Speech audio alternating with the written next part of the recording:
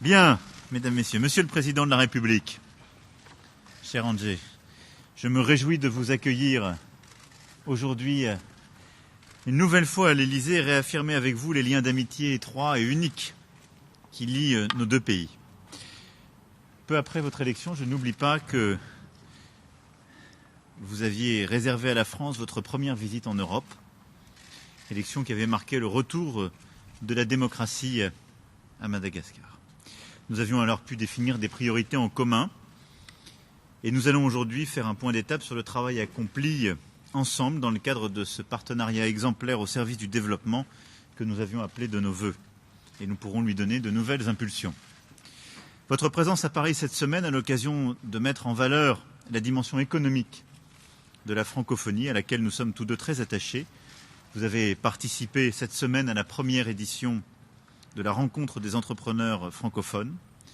Et les liens entre la France et Madagascar montrent le formidable potentiel de cette francophonie économique.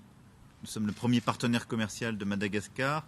Les entreprises françaises sont engagées dans de nombreux projets en matière d'emploi, de développement économique, notamment dans le domaine des infrastructures énergétiques comme des transports. Et je souhaite que nous puissions poursuivre au service justement de la stratégie que vous avez définie. La France, justement, est pleinement mobilisée pour accompagner le développement de Madagascar dans le cadre des priorités que vous avez définies.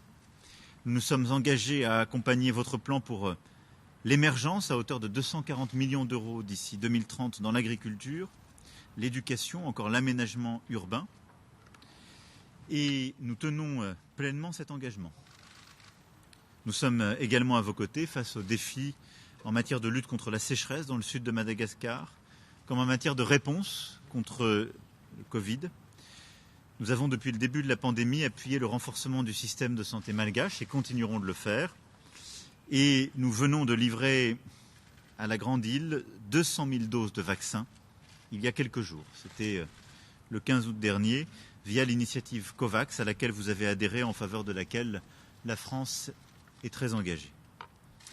Ensemble, je souhaite que nous puissions poursuivre nos échanges à la fois francs et constructifs sur la question des îles éparses. Nous avions pris l'initiative ensemble, en 2019, de créer une commission mixte. Elle a commencé ses travaux. Il est maintenant important qu'elle puisse les poursuivre, car nous partageons l'objectif d'ouvrir des perspectives communes de développement économique durable pour cette zone, de protéger les trésors de biodiversité qu'elle abrite, d'avoir une stratégie aussi scientifique commune. Nous aurons également l'occasion d'aborder notre coopération en tant que voisins en cette année où la France exerce la présidence de la Commission de l'océan Indien et porte dans ce cadre les enjeux communs de l'économie bleue, de la sécurité maritime et de la mobilité universitaire. Cette coopération régionale est pour nous essentielle, à la fois parce que plus d'1 million de Français résident dans cette région et parce que nos deux pays sont des amis, des alliés de cet espace Indo-Pacifique. Voilà, Monsieur le Président, les quelques mots que je souhaitais dire avant que nous puissions évoquer tous les sujets ensemble dans l'entretien que nous allons avoir, mais vous dire l'amitié qui lie nos deux pays, vous renouveler aussi mon attachement à ce que vous réussissiez là où vous êtes, ma détermination et mon engagement personnel pour tisser des liens toujours plus étroits et solides entre Madagascar et la France, et mon attachement personnel aussi à la réussite des projets que vous avez à conduire au service justement de tout votre peuple. Merci d'être là, cher Président. Monsieur le Président, cher Emmanuel, c'est un grand plaisir pour moi de vous rencontrer à nouveau ici à Paris, au Palais de l'Élysée. Nous sommes de la même génération. Nous avons été élus à peu près à la même période. Et nous sommes tous deux animés par un sentiment patriotique fort pour nos pays respectifs. C'est tout cela que nos rencontres sont toujours passées dans une ambiance franche et donc porteuse d'espoir. Il y a quelques jours, j'ai eu le privilège d'être l'invité d'honneur de la rencontre des entrepreneurs francophones, la REF 2021, organisée par le MEDEF, un événement incontournable pour le développement de la francophonie économique. Un rassemblement majeur pour relever ensemble les défis qui attendent dans le contexte actuel de la pandémie, dont l'impact socio-économique n'a épargné aucun pays. Pour ce faire, notre communauté francophone constitue une plateforme idéale de coopération.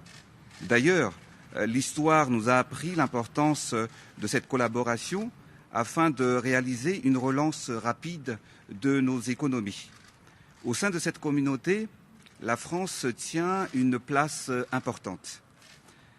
Monsieur le Président, la qualité de la délégation malagasy qui m'a accompagné, constituée de grands opérateurs et industriels, témoigne notre détermination, mais surtout de la conviction de l'État malagasy en l'importance du partenariat public-privé qui est le socle de tout développement économique efficace.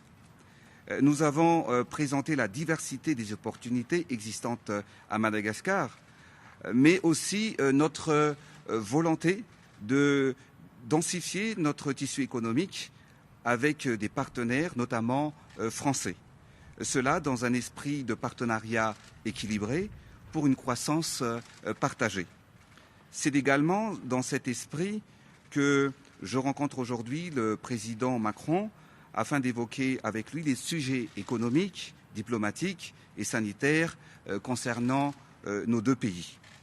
La question relative aux îles éparses sera naturellement à l'agenda de notre discussion.